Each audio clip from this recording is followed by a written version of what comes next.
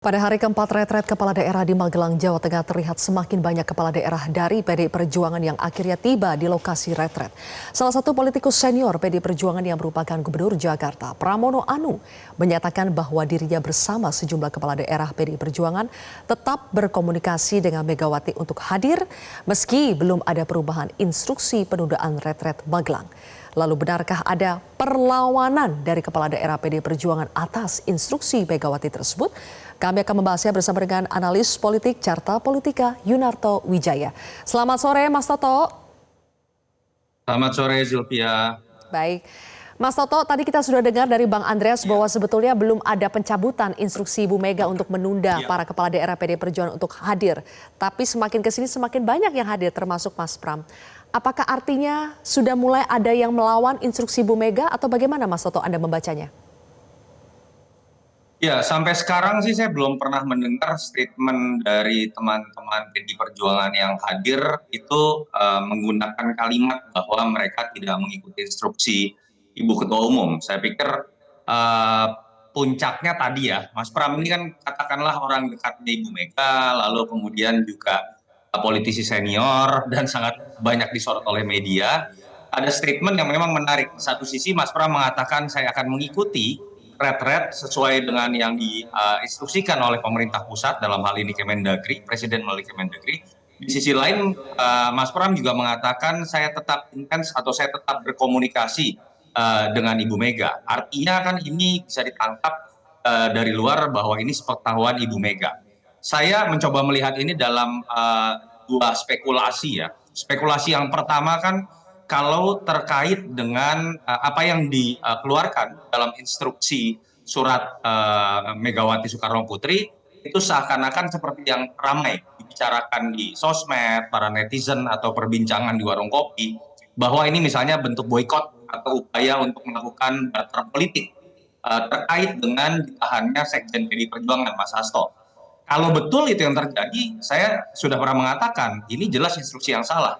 Tetapi spekulasi kedua adalah bisa juga kita melihat ada motif yang lain, bahwa instruksi harian ini keluar untuk menunda keberangkatan kepala-kepala daerah dari PDI Perjuangan. Kalau dibaca ulang ada kalimat menunggu commander call. Jadi bisa saja ini dalam konteks sebagai sikap siaga satu partai ketika memang sekjennya ditahan, sehingga kemudian siapapun harus siap untuk dipanggil apabila terjadi rapat terkait dengan kasus hukum yang mendera sekjen partai.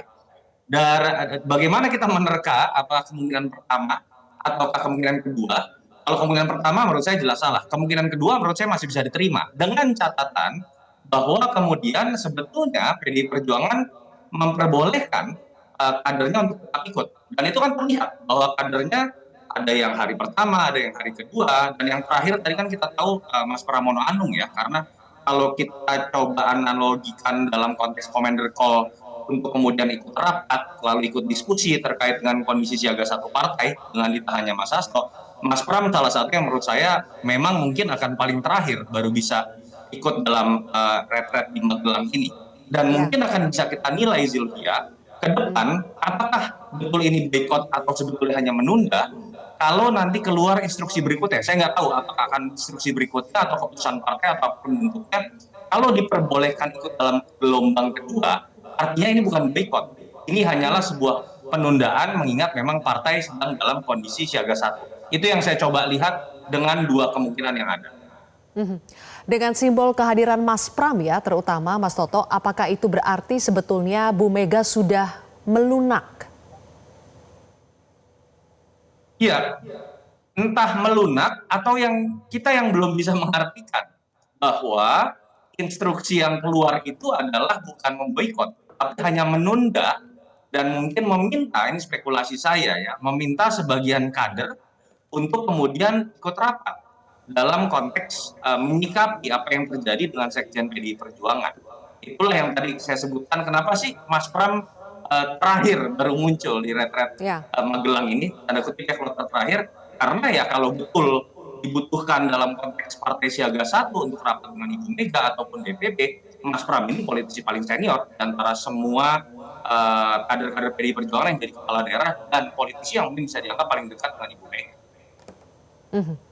Oke, tapi kita lihat ini penundaannya sampai 4 hari ya, terkhusus buat Mas Pram dan juga para kepala daerah yang ikut dengan Mas Pram hari ini.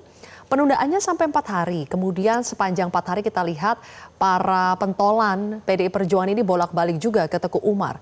Dari situ saja apa yang bisa dibaca, Mas Toto? Apakah memang situasinya alot soal kapan penundaan ini bisa tidak diberlakukan lagi atau ada nego-nego yang spesial khusus karena para kepala daerah ini juga menyadari bahwa kalau mereka tidak hadir akan banyak masalah yang terjadi? Iya, kalau kita lihat dengan bagaimana penerimaan dari Kemendagri ya sampai hari ketiga dan keempat, paling tidak kalau mau berpikir positif bahwa apa yang terjadi, baik yang hadirnya baru hari kedua, hari ketiga, hari keempat, itu sifatnya bukan sekedar diputuskan oleh internal PDI Perjuangan atau inisiatif pribadi dari kader PDI Perjuangan, tapi berarti itu juga melalui koordinasi dan komunikasi dengan Kemendagri. Dan terkaan saya ya, bukan tidak mungkin bahwa kalau masih ada sisa kader-kader PDI Perjuangan yang tidak hadir sampai tadi hari terakhir Mas Pram hadir, mungkin saja itu akan masuk di gelombang kedua. Karena kalau kita lihat statement dari Kemendagri sebelum kasus ini terjadi pun, memang direncanakan ada gelombang kedua terkait untuk menampung kepala-kepala daerah yang masih harus menunggu keputusan MK. Jadi saya sih melihat ya Sylvia, di panggung belakang ini komunikasi terjadi. Paling tidak antara Kemendagri, antara kepala daerah yang masih harus menunda karena masih menunggu komunikasi dengan DPP PDI Perjuangan. Nah, problemnya adalah memang mungkin kebutuhan PDI Perjuangan untuk menunda kader-kadernya ini berbeda-beda. Ada yang mungkin bisa langsung hadir di retret Magelang karena kemudian memang tidak terlibat dalam rapat, dalam acara-acara menyikapi ditahannya Mas Hasto. Tapi khusus untuk Mas Pram, menurut saya itu merupakan sebuah simbol bahwa memang saya menangkapnya ini sebuah penundaan saja, tetapi di panggung belakang memang terjadi sebuah komunikasi. Oke.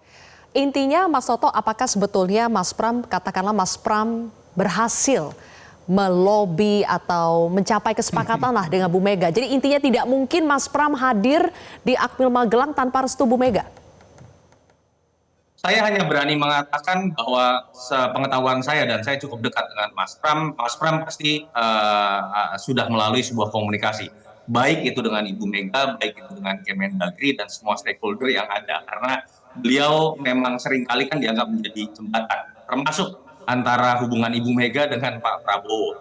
Tetapi apakah dalam arti bisa diartikan bahwa Mas Pram melunakkan hati Ibu Mega? Saya yakin tidak juga, bahwa banyaklah pihak-pihak yang terlibat kalau dalam pengambilan keputusan, karena ini kan bukan sekedar keputusan yang sifatnya biasa saja, tapi keputusan terkait istilah saya siaga satu tadi, karena memang Sekjen PDI Perjuangan ditahan. Oke, baik. Selain memang dari pergolakan di internal PDI Perjuangan sendiri ya, Mas Toto, kita lihat banyak statement di luar sana yang juga ikut mengomentari. Salah satunya adalah statement dari Presiden ke-6 Susilo Bambang Yudhoyono. Bagaimana meskipun itu ditujukan kepada kadernya sendiri, tapi kita tahu bagaimana momennya itu berbarengan ya dengan sikap PDI Perjuangan. Soal statement SBY, country over the party, menempatkan kepentingan negara di atas kepentingan partai. Anda melihat pernyataan seperti ini bisa membantu menjernihkan masalah atau justru memperkeruh suasana? Ini statement yang memang harus diucapkan oleh seorang politisi, seorang pengamat. Positioning bahwa seseorang sudah memegang jabatan publik harus menempatkan dirinya, menempatkan kepentingan rakyat di atas kepentingan partainya. Jadi salah bukan menempatkan kepentingan pemerintah pusat di atas kepentingan partainya ya, tapi kepentingan rakyat karena dia dipilih oleh rakyat. Dan dalam konteks menjaga kepentingan rakyat dibutuhkan koordinasi dengan pemerintah pusat. Itu poin dalam konteks kepala daerah. Dan ini memang problem, Sylvia, kita harus akui. Ini terjadi di PDI Perjuangan, apakah tidak terjadi di partai lain? Terjadi juga. Apa yang sedang diperbincangkan terkait dengan kader-kader PDI Perjuangan, apakah misalnya lebih menempatkan partainya lebih tinggi, apakah petugas partai atau pelayan rakyat, itu bukan hanya terjadi di PDI Perjuangan. Misal, ketika ada seorang presiden yang adalah kepala negara masih mau jadi ketua umum partai, buat saya dia berarti belum mengorbankan kepentingan partainya. ketika ada upaya untuk kemudian membangun koalisi permanen, bahkan ada seorang kader partai yang mengatakan bahwa tidak boleh kita kritik pemerintahan Prabowo Gibran karena kita akan koalisi permanen, artinya dia sudah menihilkan peran dia sebagai anggota DPR yang dipilih oleh rakyat juga.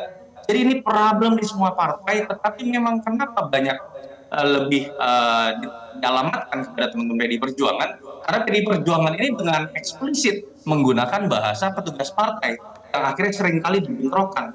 Dan secara substansi saya harus mengatakan hampir semua partai, bahkan semua partai itu masih menempatkan posisi partainya di atas kepentingan rakyat. Mereka lebih takut di-recall oleh ketua umumnya dibandingkan dengan kemudian Baik. membela kepentingan rakyat ketika berbeda dengan suara koalisinya atau suara partai atau pimpinan partai. Oke, baik kalau begitu. Mas Toto, terima kasih atas analisa Anda di Prime Time News hari ini.